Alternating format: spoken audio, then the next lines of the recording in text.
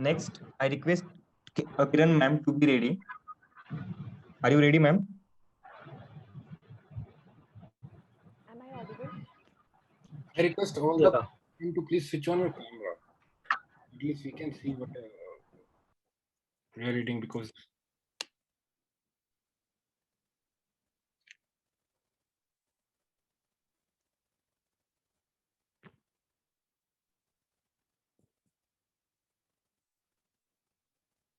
Hello, Kiran ma'am. Are you? Am I audible? Hello. yes, you are audible. Yes, ma'am. Yes, ma'am. Please start, ma'am. Shall I start? Yes, ma'am. Yes, ma'am. Please. Good evening, respected judges and audience. I am Kiran 2018 by AIIMS Raipur, presenting an interesting case under the guidance of Dr. Nikhil sir. 18-year-old female, a student of class 12th, resident of Balaghat, MP. Next, please.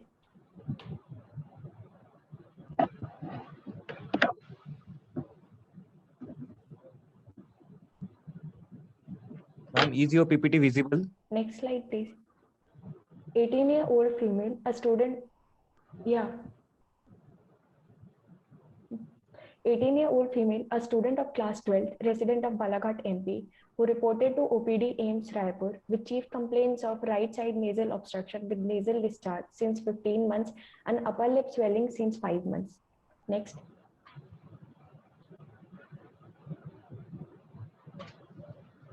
Patient was apparently asymptomatic 15 months ago when she experienced right-sided nasal obstruction, which was insidious in onset, gradually progressive, and associated with peculiar odor. She consulted a hospital in Gondia, Maharashtra, and was diagnosed to have a nasal mass. During the course of treatment, mass was excised and was sent for histopathological examination. Next.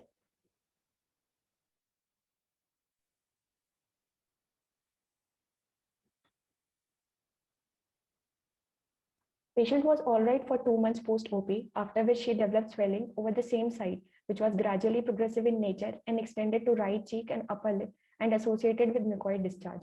It was painless and not associated with difficulty in chewing or swallowing. There was history of weight loss. Next. Thereafter, suspected tuberculosis, patient was started on anti-tubercular therapy, but there was no improvement even after 2 months of treatment. So repeat biopsy was taken and histopathological examination reported non-necrotizing granulomatous inflammation. Owing to no significant clinical improvement, patient then presented to Department of ENT at AIIMS Raipur. Next. On examination, patient was conscious, cooperative, well-oriented to time, place, and person. Vitals, general examination, and systemic examinations were normal. Next. Local examination showed right lateral rhinotomy scar, widening of nasal bridge, diffuse upper lip swelling, both anterior and posterior to verminal border, crossing midline. Nodules were present over junction of hard and soft palate and also over free margin of soft palate. Posterior pharyngeal wall was congested. Next.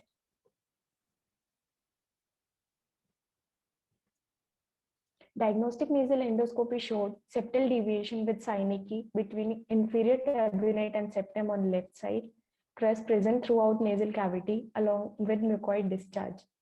Next.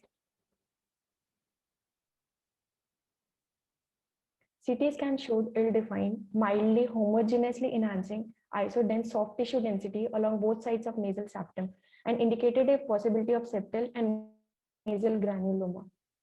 Next.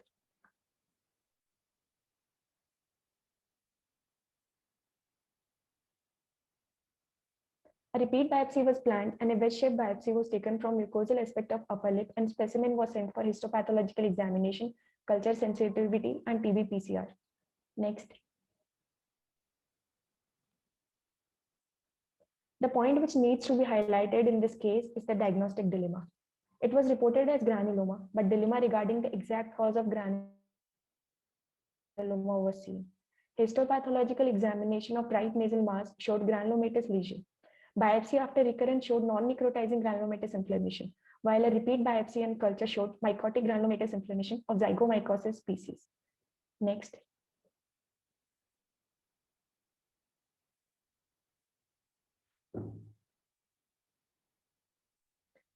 Biopsy from upper lip mucosal aspect at AIIMS Raipur showed granulomatous inflammation, and culture report showed growth of Conidiobolus species after 1 week of incubation on Sabarot dextrose agar. Next.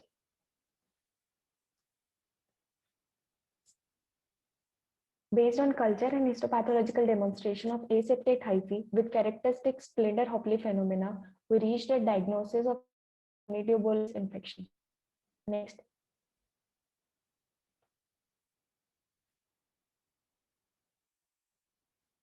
Different diagnoses of the case include chromoblastomycosis, Wegener's granulomatosis, rhinosporidiosis, conidiobolomycosis, etc. Next.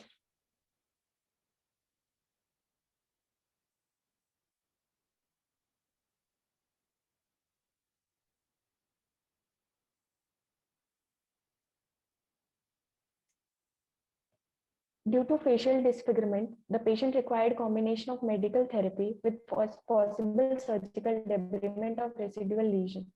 She was started with itraconazole 200 mg BD and saturated solution of potassium iodide. Next.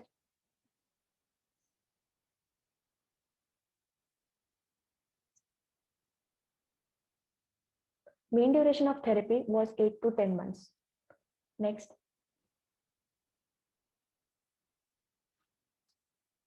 Next.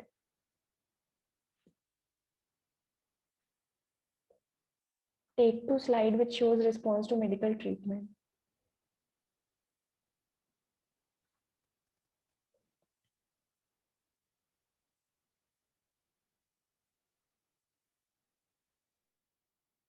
Next.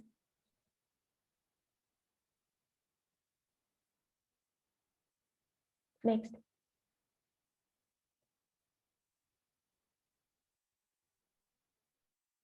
After around 15 days of administration of potassium iodide drops, patient showed increase in TSH.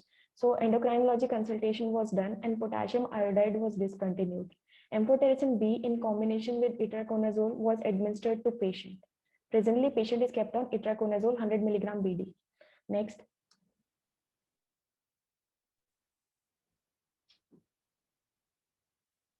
This is the pre-OP photo of lip lesion. This is during the course of treatment. Next. Coming to discussion, conidiobolomycosis is fairly uncommon disease with isolated reports from tropical zones. Overall, only 47 cases of rhinofacial conidiobolus coronatus infections in India have been reported in literature till September 2020. So, early identification of organism remains challenging. Male to female ratio is 8:1.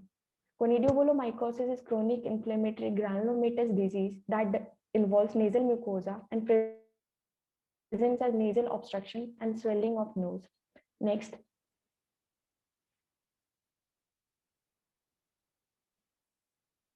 The possible mechanism of acquisition of disease is inhalation of spores from environmental sources, which implant in nasal mucosa or from minor trauma. Next. Diagnosis is based on clinical presentation and histopathology. The culture of causative fungus is confirmatory. Although not a pathognomic feature, Splender-Hopley phenomena is observed. Next.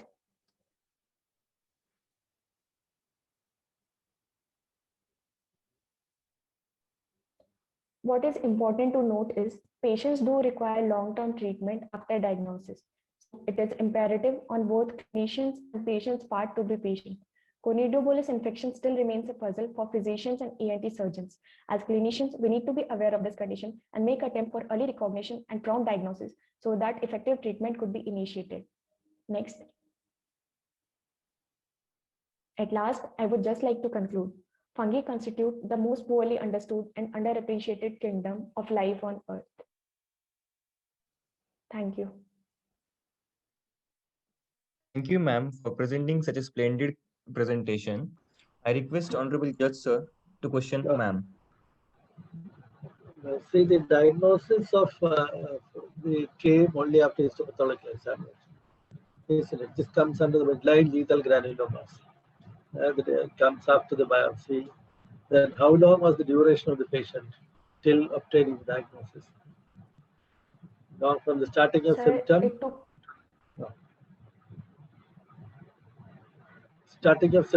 to around 14 to 15 months. yeah, usually it happens that it's a long duration Hello. to come to the diagnosis. And Yes, most sir. of the After patient's coming, presentation will be, what will be the patient's presentation? Most of the patients present sir, with what symptoms? sir, nasal Yeah, obstruction, right one. nasal discharge, It's usually blood stained. mucoid nasal discharge. They they bleed, just like rhinosporosis. It was not blood stained in this case, sir. This case was not blood stained. So how is the patient now? The idea, treatment.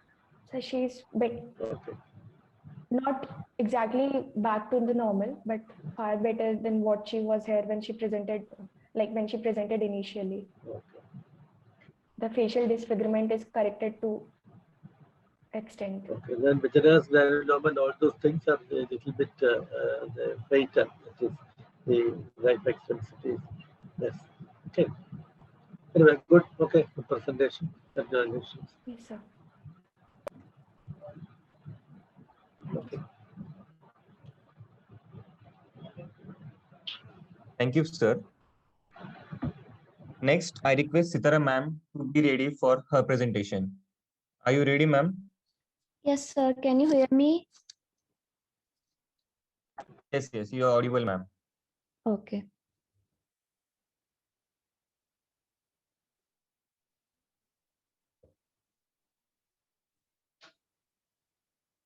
Please start, ma'am. Okay. So good evening, everyone. My name is Sitara Shivaji. I'm a third year medical student from Sri Uttaradam Tirunal Institute of Medical Sciences, Trivandrum. Today, I'll be doing a case presentation on recurrent parotitis in adults. Next slide, please.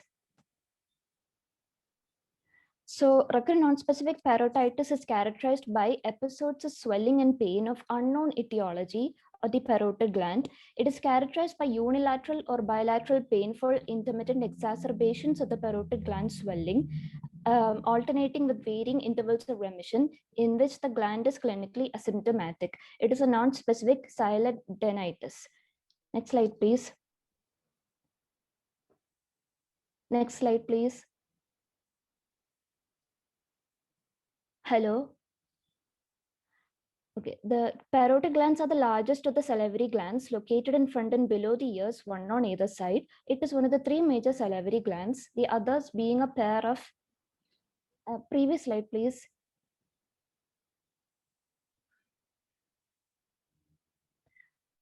The others being a pair of submandibular and sublingual salivary glands. In addition, there are many other minor glands distributed over the palate, cheek, pharyngeal wall, etc. Each parotid gland has two parts, a superficial and deep part that is being separated by the facial nerve and its branches passing from behind forwards. Next, please. The parotid gland has a duct called the Stenson's duct that arises from the anterior part of the gland and opens into the vestibule of the mouth opposite the second upper molar tooth. It has a very tight parotid sheath, and because of the tightness, parotid inflammations are very painful. Next, please.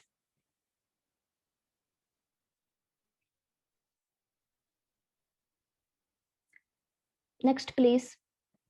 Okay, so the extent of parotid gland and structures related to it.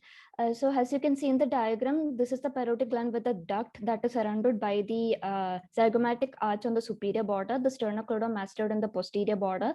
The anterior border has the masseter muscle, and the duct will open into the buccinator through the masseter muscle. On the diagram on the left side, you can see the various structures passing through it, such as the branches of the facial nerve, like the temporal branch, zygomatic branch, buccal branch, marginal branch, cervical branch. Then you can see the external carotid artery, jugular veins, and all those things. Next, please. So the functions of the saliva are lubrication, antimicrobial action, maintaining mucosa integrity, cleansing, buffer capacity and remineralization, preparing food for swallowing, digestion, taste, phonation. Next slide, please.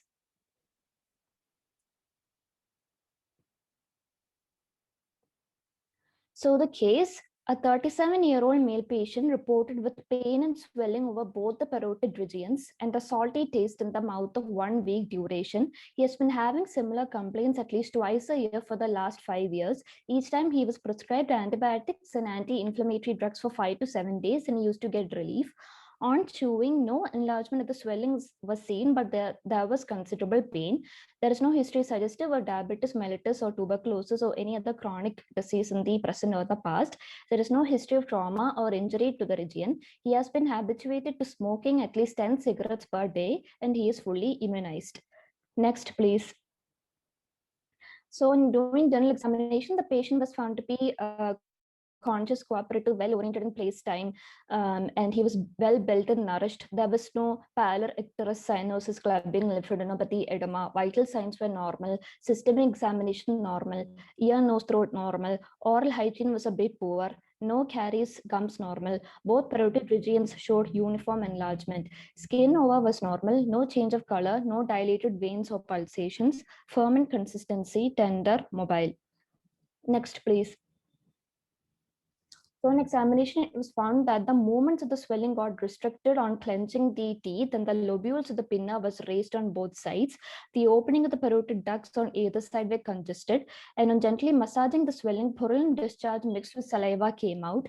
No original lymph nodes, facial nerve normal on both sides, no stones, submandibular and sublingual salivary glands normal on both sides. So the diagnosis was bilateral recurrent adult parotitis.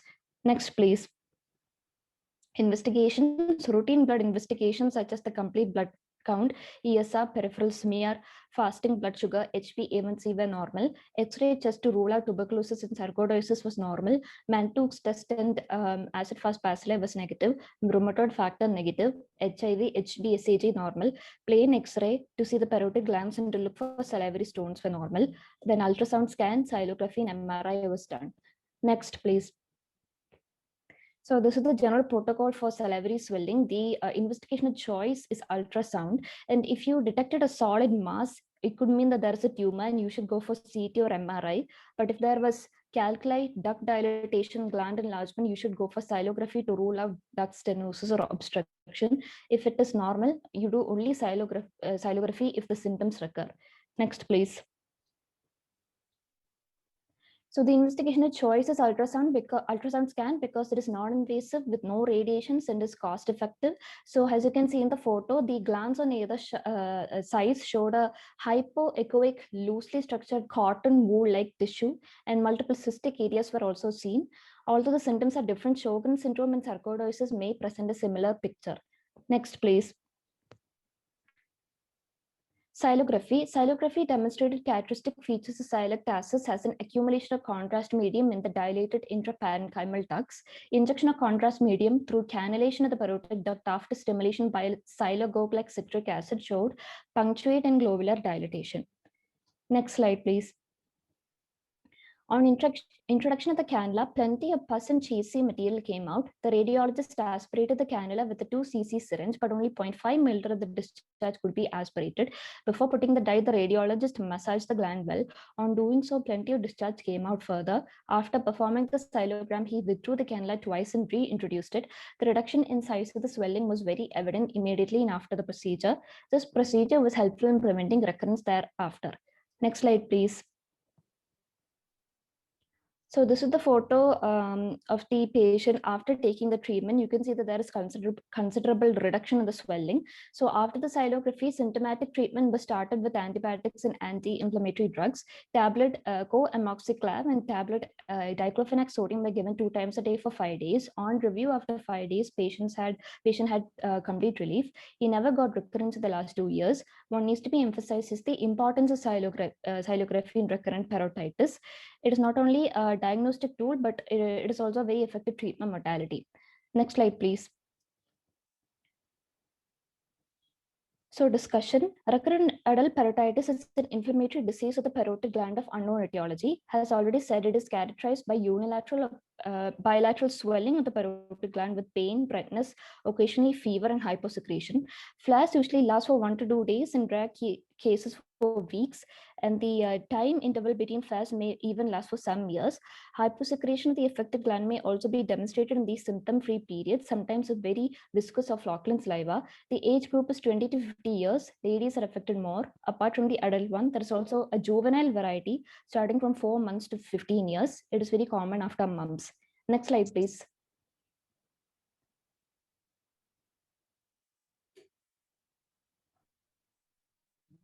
Next slide, please. Okay, so the etiology of the disease is disputed to this day and remains the subject of many discussions, although the theory of multifactorial etiology is preferred today. As early as the 1940s, Hamilton Bailey proposed the presence of a congenital abnormality. He drew a parallel connection to bronchiectasis and suggested a congenital dilatation of the salivary duct system, which would predispose to infection. On the and in the 70s, scientists called Hemingway thought the cause to be a lymphocytic infiltration of the duct walls with loss of acinine, resulting in secondary bacterial infection and inflammatory changes of the gland structure. An association with viral infections like mumps has not been made, but is seen to occur after mumps. Bacterial infection is also controversial, as pus is only rarely found, for the administration of antibiotics in the absence of a bacterial infection is disputed. Congenital changes in the duct system, autoimmune disease, autosomal dominant inheritance, immune deficiency, and disrupted enzyme activity have all been discussed. In 2004, Naileli proposed a further hypothesis based on the endoscopic picture of the ducts during cystoscopy. The underlying cause here is a clearly visible reduction of the blood vessels, which has a detrimental effect on salivary secretion and results in chronic inflammation. Next, please. Pathologically, 3 stages are seen. In the first stage, periductal lymphocytic infiltration. Second stage, formation of follicles. Third stage, which is seldom seen, lymphocytic transformation of the gland. Next slide, please. So in addition to the investigation described before, magnetic resonance cyelogram is useful. Endoscopy is also widely used now. The endoscopic visualization of the salivary gland will show dilated whitish surface of the salivary ducts with an obvious reduction in the commonly visible ductal wall vessels. Next, please.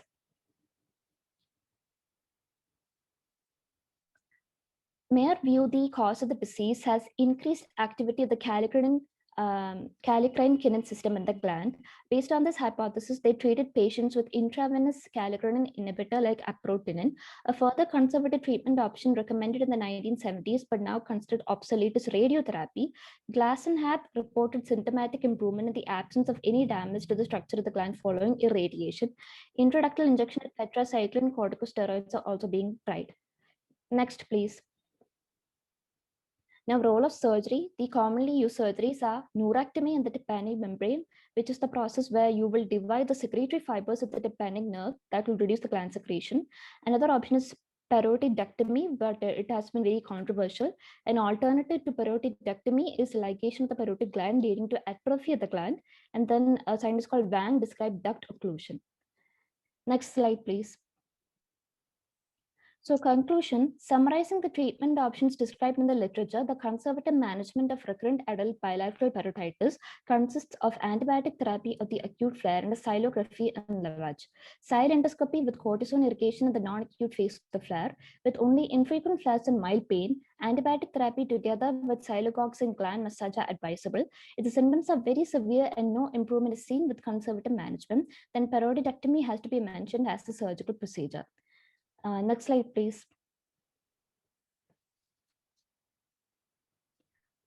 These are the references. Next slide, please. This is the end. Thank you. Thank you, ma'am, for sharing this awesome case and presenting it beautifully. I request Honorable Judge Sir to question her.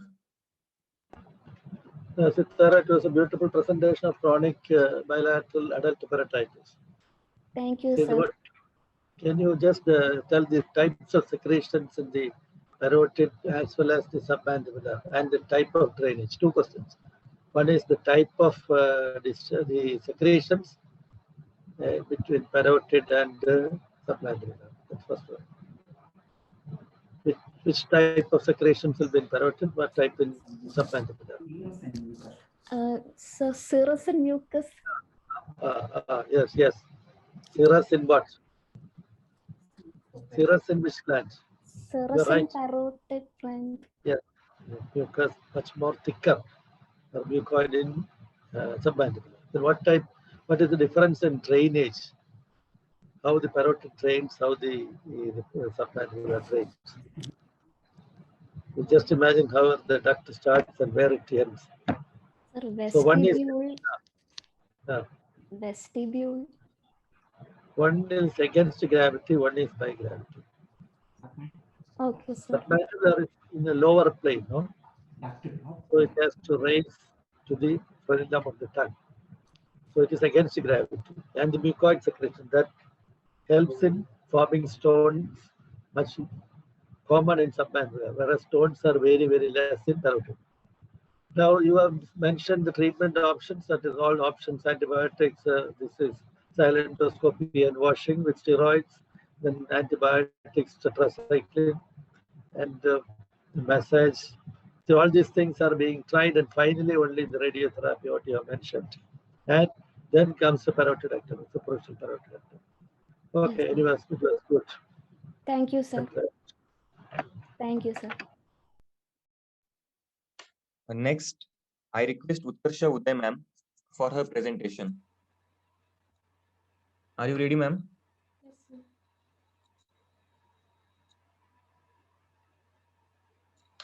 Utkarsha ma'am. Yes, sir. Hello. Am I audible? Hello. Please, ma'am, please bring your mic closer. Hello. Am I audible? It's weak voice. Audible? Please start, ma'am. Utkarsha ma'am, please start. Good afternoon, respected sir, and dear life. I'm Utkarsha Uday, a third-year student at British Medical, going to present chronic supportive hepatitis media. Next, please. Ma'am, can you speak bit louder? Can't hear you properly. So next, please. Chronic suppurative hepatitis media is persistent inflammation of the middle ear or mastoid cells clinically manifested with deafness and ear discharge. Hearing disability in adults and children also has its bearing on the individual and on the society. Chronic suppurative hepatitis media is a fairly common disease, especially in rural community, and remains the most common cause of hearing impairment. The hearing loss is usually conductive, resulting from the tympanic membrane rupture and changes in the ossicular chain due to the fixation or erosion caused by the chronic inflammatory process. Toxins cross the round window membrane and cause irreversible cochlear hair cell loss, mostly affecting the basal turn of cochlea. The relationship between the chronic suppurative hepatitis media and the sensorineural hearing loss remains a controversial issue. Sensorineural hearing loss due to chronic otitis media has been reported as a definite pathologic entity, but its prevalence remains controversial. Intracranial complications of chronic otitis media have been on decline with the advent of antibiotics. Next, please.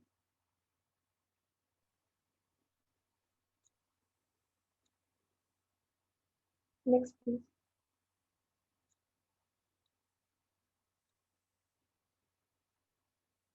Oh, sir, can you please go to case history?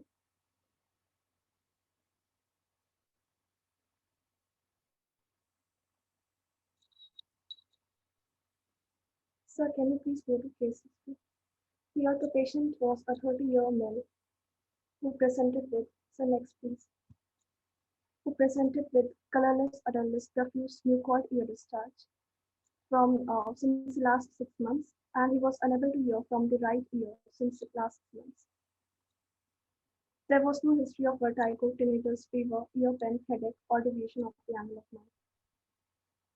The symptoms were aggravated by upper respiratory tract infection and relieved by medication.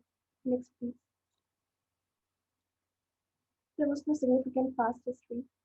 Family history: father had diabetic mellitus, and in the personal history, there was habit of ear picking and bathing in the ponds. No such drug addiction was known. Next, please.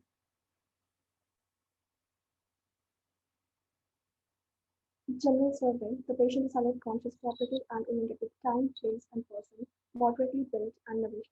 Pulse, BP, respiration, temperature were normal, and there was no pallor, icterus, cyanosis, clubbing, Neck glands were not engorged, neck veins were not enlarged, and laryngeal cryptus was present. Next, please.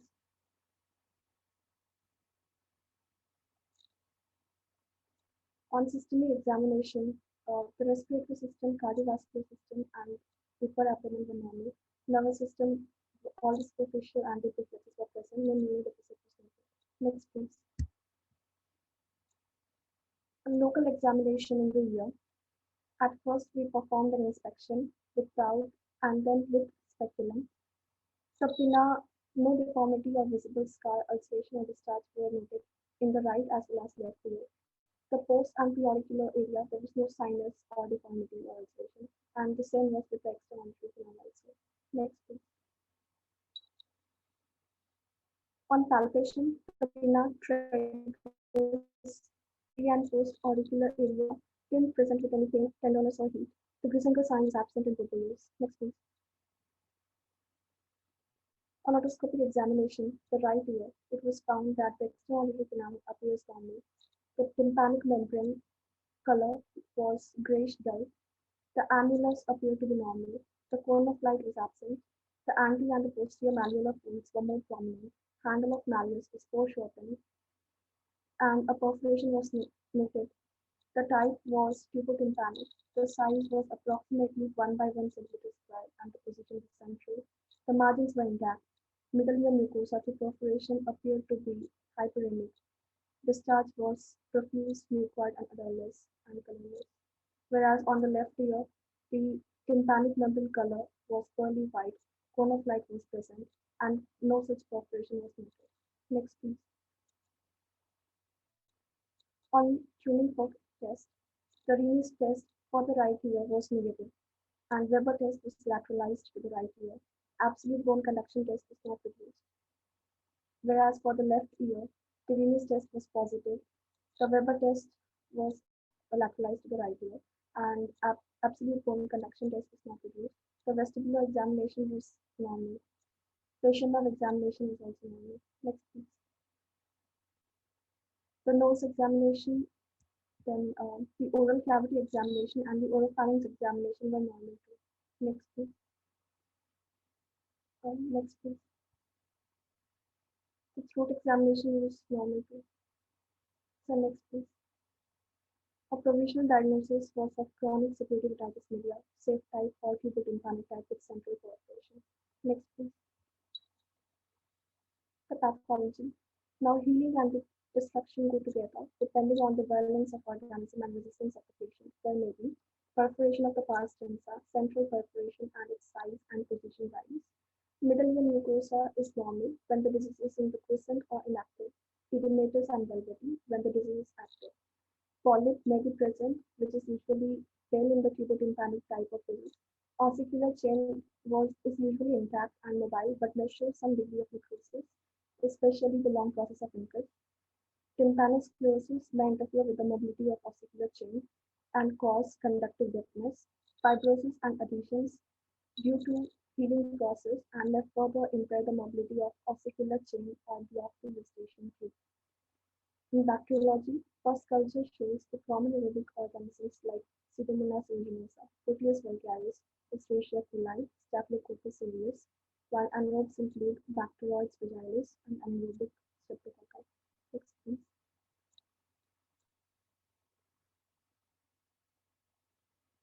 Treatment. The aim is to control the infection and eliminate the ear discharge, and at a later stage to correct the hearing loss by surgical means. Conservative treatment are oral toilets in case the discharge is present, and ear drops, antibiotic ear drops containing neomycin, polymyxin, fluomycin, or gentamicin, which are the aminoglycosides, combined with steroids, are used 3 to 4 times a day. Acid pH helps to eliminate the Pseudomonas infection, and irrigations with 1.5% acetic acid are used. Systemic antibiotics. The precaution has to be taken to keep the water out of the ear during bathing, swimming, and hair wash. Rubber inserts can be used. Hard nose blowing can also push the infections from nasopharynx to middle ear and should be avoided. Next, please. Surgical treatment. Oral polyp or granulations if present should be removed before the local treatment with antibiotics.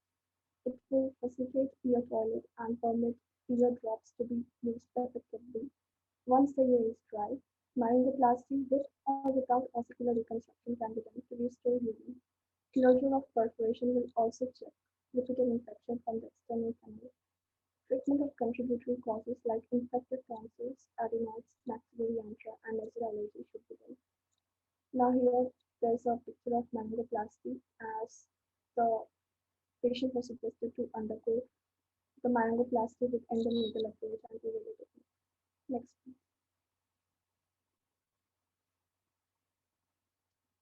So summary, Mr. Chandan Kumar Pari, 30-year-old man, presented with repeated profuse mucous corollas averlus discharge associated with progressive painless hearing loss from the right ear since last 6 months, aggravated by upper respiratory tract infection and relieved by medication. He has a habit of ear picking and baby implants. On examination, his tympanic membrane of the right ear is found to have central perforation in the pars tensa, dull in color with the loss of cone of light and conducting hearing loss, while the right ear appears to be normal. He was advised to undergo myringoplasty and post-operative care. The following post-op visits were made by him. On the fifth day, he was asked to remove stitch and ear pack without disturbing the gel film, and from 3 to 6 weeks to check for complete epithelialization of that. Next, please. Thank you, sir.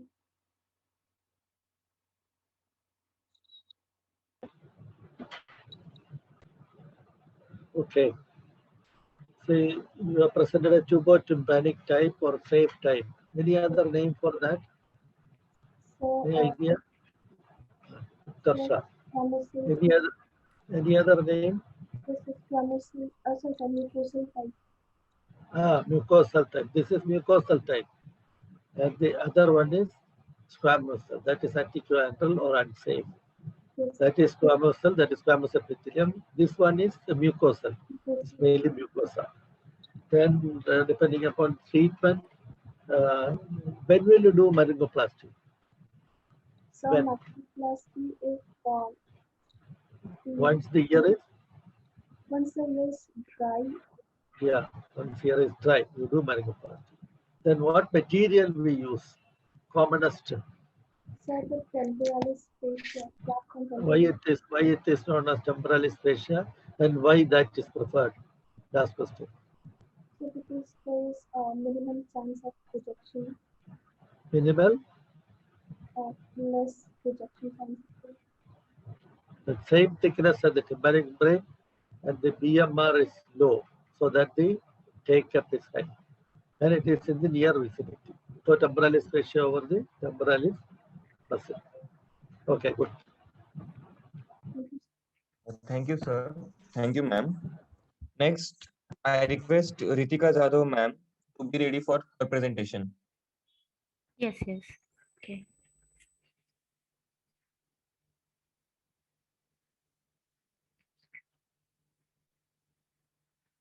Please start, ma'am. Good evening, respected sir. Am I audible? Audible. Yes, audible. My case is, I'm presenting my case. Next, please.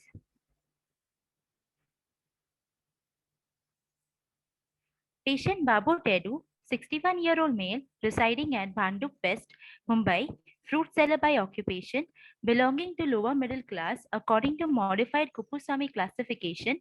Patient came with the following chief complaints to ENT OPD on 20th Jan 2021 and is currently admitted in male surgical ward.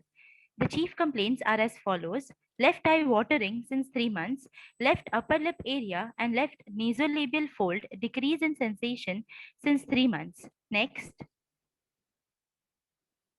History of presenting illness: left eye watering since 3 months, which is insidious in onset, continuous, progressive in nature, without any relieving factor, in spite of taking medication like ciprofloxacin and moxifloxacin eye drops. Initially, it was serous for 3 days, and later on, it became mucopurulent, which is present till date. Patient did not complain of any visual disturbance. Patient complains of decreased sensation of upper lip area and left nasolabial fold, which was insidious in onset, diffuse spread without tingling sensation, and progressive in nature. Next. Patient is a known case of diabetes mellitus, which was diagnosed 3 months back and is on treatment, which is as follows: tablet metformin, tablet glimepiride, tablet teneligliptin plus tablet metformin. His blood sugar levels are currently under control. Patient had COVID-19 infection 3 months back and is completely recovered now. Patient had past surgical history of cataract surgery of right eye 2 years ago, and he had underwent endoscopic sinus surgery 3 months back, and he was diagnosed as a case of mucormycosis on histopathologic examination. Next. No complaint of breathing difficulty or allergy, no complaint of throat pain on swallowing, no cough or fever, no complaint of decreased hearing or ear discharge or giddiness or tinnitus, no history of allergy to any drugs, no headache or nausea or vomiting, no diarrhea or any other GI complaint, no history of hemoptysis, no chest pain or shortness of breath. Next. Next slide. Thank you. Past history. History of left eye orbital swelling 3 months back without any visual disturbance. History of COVID-19 infection 3 months back, taken appropriate treatment in a private hospital, recovered completely. History of complaint of nasal block and headache earlier, for which he underwent endoscopic sinus surgery 3 months ago in a private hospital, where he was diagnosed as mucormycosis on histopathologic examination showing non-septate branching hyphae. Patient is a known case of diabetes mellitus as mentioned above and taking treatment as already mentioned. Not a known case of hypertension, TB, bronchial asthma or epilepsy or any other chronic illness. Next please. Personal history. Patient takes vegetarian diet, has normal appetite, sleep is not disturbed, regular bowel bladder movements, no history of substance abuse or alcohol or tobacco, family history, no significant family history, drug history. Patient is currently on treatment of diabetes mellitus type 2 and blood sugar levels are controlled and the treatment is already mentioned.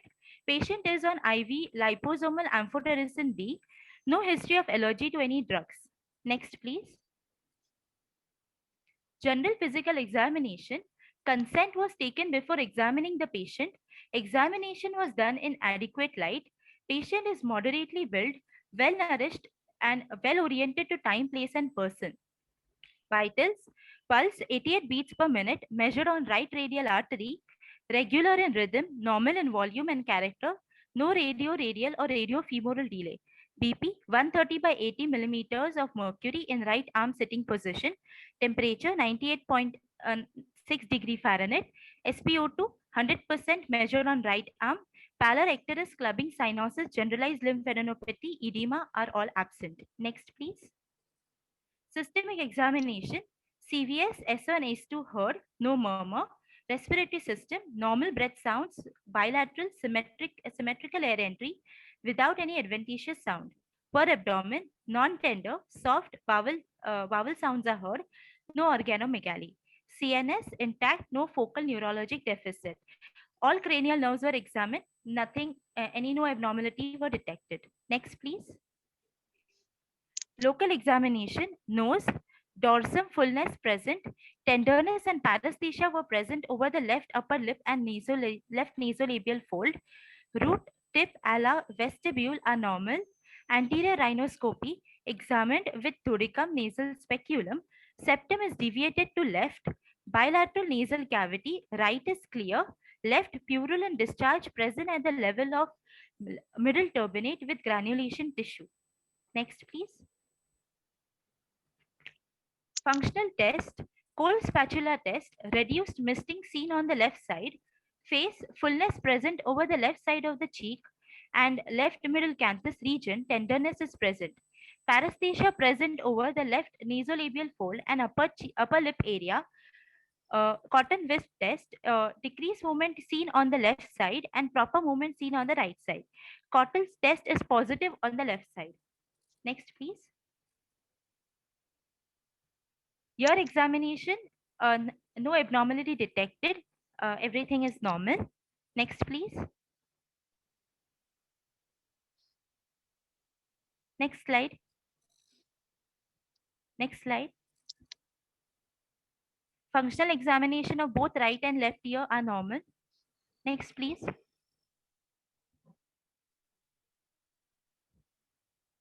Next slide. Throat examination normal. Next. Oropharynx examined, it's normal. Next. Neck examination. Trachea appears to be in midline. Bilateral carotid palpable. No palpable mass or swelling in the neck. No lymphadenopathy in the neck. Next. Provisional diagnosis. Patient 61-year-old married male Babu Tedu, who came with the chief complaints of left eye watering and decreased sensation on the left upper lip area and the left nasolabial fold, is most probably a case of left rhinoorbital mucormycosis, and he is a known case of recovered COVID-19 infection and type 2 diabetes mellitus, which was diagnosed 3 months back and taking medication for the same with blood sugar levels under control and presently without any intracranial complications. Next, please. Ocular examination. Patient complained of orbital swelling 3 months back and presently has watering, mainly purine discharge through left eye. History of cataract surgery of right eye 2 years back. No case of diabetes mellitus, which was diagnosed 3 months back with blood sugar levels being normal, under control. History of COVID infection 3 months back and taken treatment and recovered. Head posture is straight and erect. Both sides of face are symmetric in appearance. Ocular symmetry is it's symmetrical. Next, please. Next. Right eye and left eye. The positive findings are seen on the right eye. Extraocular movements restricted in the upward gaze. Rest extraocular movements appear to be normal, which were measured at 1 feet distance. The lids show the mild swelling in the lower eyelid, and other conjunctiva appears normal. Rest everything, every other finding were normal, and the digital tonometry, it's normal. It is firm and fluctuant, but the patient complains of orbital pain while examining. And the right eye, all the findings were normal. Next, please. Uh, every other finding were normal of both right and left eye. Next, please. Management. Control diabetes mellitus. Blood sugar levels should be monitored regularly and continue his medication. Confirm his prior diagnosis, that is rhinoorbital mucormycosis, for which he had been operated by endoscopic sinus surgery. Tissue swabs, 10 to 20% of KOH mount, fluorescent microscopy. Then you can go for tissue culture. 4 bottles can be sent for examination. That is, first is Sabrod dextrosagar, then is the KOH mount, then third is the saline, and fourth is the formaldehyde. Next, please. Molecular method is PCR, polymerase chain reaction. Then you can go for imaging studies. That is, first is CT scan for bone involvement and MRI for visualizing the extent of the disease. MRI venography, it actually helps us to understand the blood supply of a particular area. If it's intact, then there is no need to debride that particular tissue. Finally, after all the investigation, the treatment is liposomal amphotericin B plus the local debridement of the necrotic tissue and endoscopic sinus surgery. Ophthalmic evaluation and consent is required before proceeding for the surgery. Next, please. Management which was done for the previous endoscopic surgery, the investigations which are given below. Next, please. Next slide. The 2D echo, which showed left ventricular hypertrophy, ejection fraction 60%, grade 1 diastolic dysfunction. CT report, which was dated on the 30th October 2020, which was during his first endoscopic surgery. There was no evidence of extension of the abnormal soft tissue or enhancement in the apex or any cavernous sinus extension or any in the superior orbital fissure or any intracranial cavity. There was no evidence of venous sinus thrombosis or any occlusion. Histopathology report, which was dated on the 12th of November, showed clinical details which are as given below. Non-septate branching septate filaments without any vascular involvement. Cortical bony fragment appears unremarkable. No evidence of any atypia or malignancy. Next, please.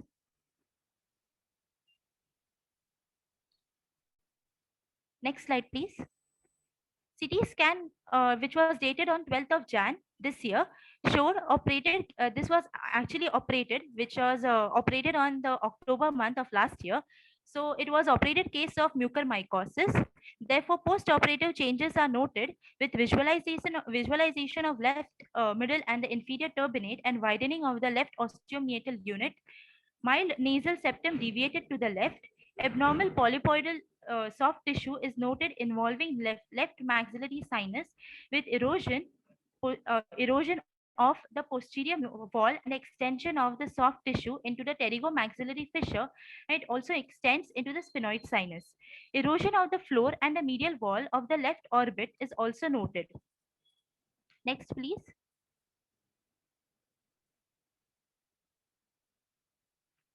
MRI brain and the orbit and MR venography, it showed abnormal polypoidal soft tissue involving the left maxillary sinus with the erosion of its posterior wall and extension of the soft tissue into the pterygomaxillary fissure. Polypoid soft tissue also extends into the sphenoid sinus. Erosion of the floor and the medial wall of the left orbit is noted into the erosion of the soft tissue into the extraconal region involving the medial and the inferior recti muscles, suggestive of the residual disease. Next, please. This was the management which was done for the prior endoscopic surgery. Next, please. This is the CT scan, which was the latest on the 1st of Feb. It basically shows the erosion of the lower orbit, lower wall of the orbit, and the extension of the disease in the maxillary, left maxillary sinus, and blockage of the osteomeatal complex, left side. Next. Next. Thank you, sir. Thank you, ma'am, for presenting this marvelous presentation. I request Honorable Judge, sir, to question her.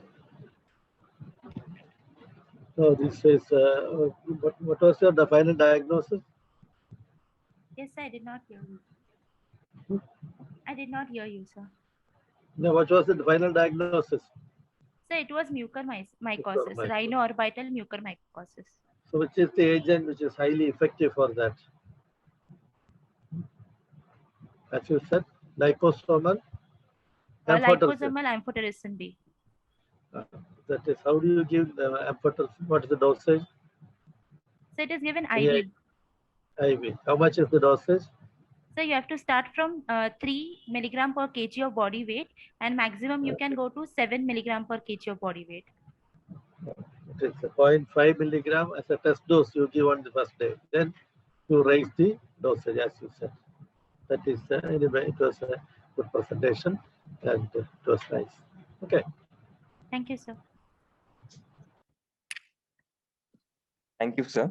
Thank you so much, sir. But there were some students who want to ask their doubts. There was 2-3 students. Can we proceed or not? Sir, you are muted, sir.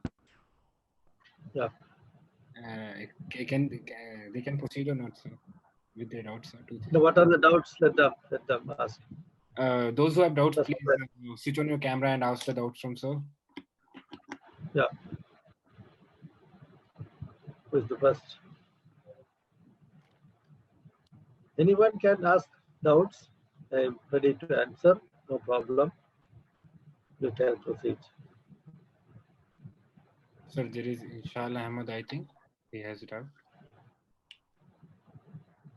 Yeah. Yes, sir.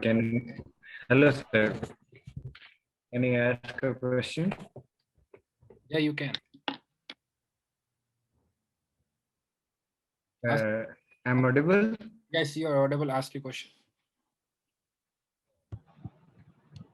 You're audible. Okay, okay, sir. So, sir, I have a question. Yes, it is seen like some patient with COVID. After COVID, they can't smell, or like, may I know the mechanism, sir?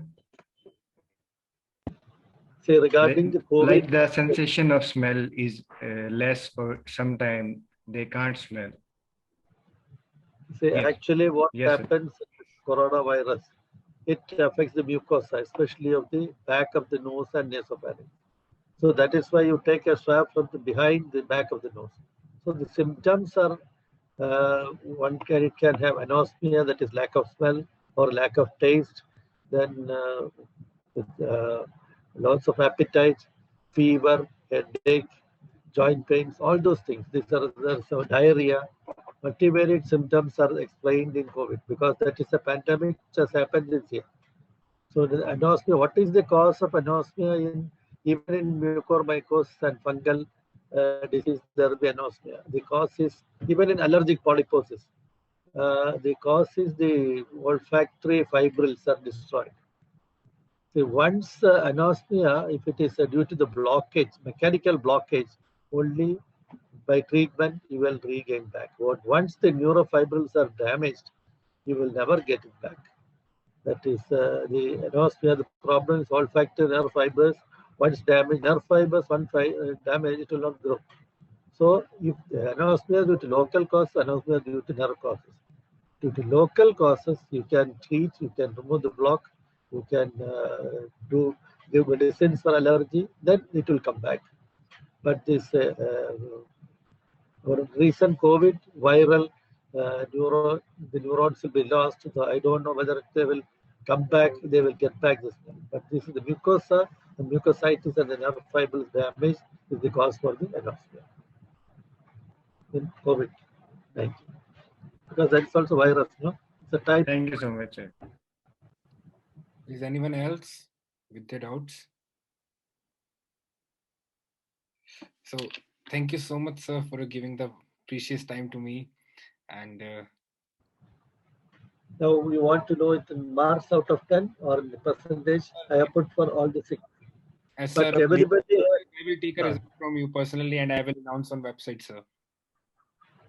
then I said right now I have to say or No, sir. No, sir. No, sir. We will result after 3 days, sir. Give a result, sir. but I want to say that everybody was doing good and somewhat of they have presented just low margins of difference, but all are very good. Okay. Sir, Excuse Thank me, you sir. so much, sir. there is Dr. Wait. Thanks a lot.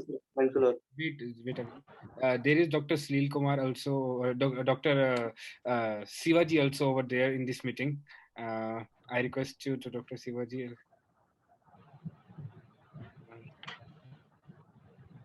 Dr. Sivaji, is Sir, there? he's not here right now. He went out. Okay. He just now he was there already. So thanks to Dr. Sivaji. Thanks to you, sir, very much. Thank you so much for giving the precious time. So, thank Excuse you. me, sir. Yes. Wait, sir. Okay. So there is one more question on behalf of all the foreign and Indian medical graduate students. I would like to ask questions. So can I ask, sir? Yeah, definitely. So the question is, as our Indian government has announced to conduct next exam for pursuing PG seat, so what necessary preparations should be done to clear this exam? Now, there is an exit exam or something was announced. There is an exit exam after MBBS and that is conducted. You have to pass that before appearing for the NEET PG. That is what you mean. That is exit examination. One test has to be, it is given in Delhi. That's what I know. Okay, sir. Thank you. Thank you so much, sir, for guiding us. I would like to tell all the participants, results of today's webinar will be announced in next 3 days on our official website, and the certificates will be provided to all the presentators and attendees in upcoming 7 days. I would also like to thank, firstly, I would like to thank Dr. Salil Kumar sir for giving his valuable time from his busy schedule. We would also like to thank all the case presentators for presenting their cases.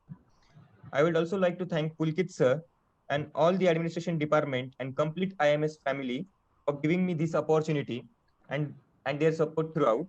Last but not the least, I would like to thank all the attendees for their precious time and patient hearing. And now I conclude this webinar. Thank you so much. And special thanks to Dr. Lakshmi also for arranging a special Sunil Kumar. I hope she's there. Thank you so much. Thank you. Thank you. Yeah, So thank you. good. Thank you so much. Thank you so much, sir. Thank you, Have a sir. good evening. Thank you. Thank you so much. Thank you so much to everyone, guys, for attending the session. Amazing work, Harshvardhan. Thank you, ma'am. Thank you. Yeah, sure then. Amazing.